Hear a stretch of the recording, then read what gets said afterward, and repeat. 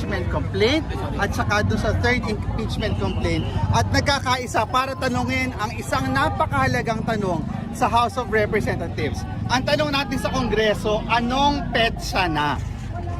December 2 ng ating i-file ang first impeachment complaint. Nag-first month sa rin noong January 2. Dumaan ang Pasko, ang bagong taon, natapos pati Chinese New Year.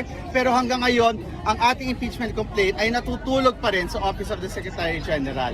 Narito ngayon ang ating mga mamamayan, tinatanong ang Kongreso, anong petsa na? Kailan ninyo aaksyonan ang napakahalagang complaint na ito para panagutin ng isang abusado, magnanakaw at nandaraha sa kapangyarihan in the person of VP Sara Duterte?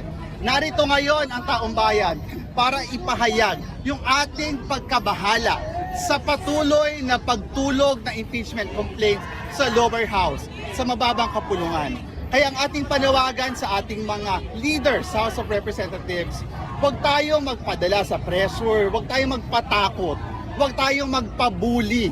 Aksyonan natin ang impeachment. Alam natin malapit na ang eleksyon, pero sa dulo, huwag nating isipin yung bilang ng boto. Ang isipin natin ay yung kapakanan ng ating sambayanan.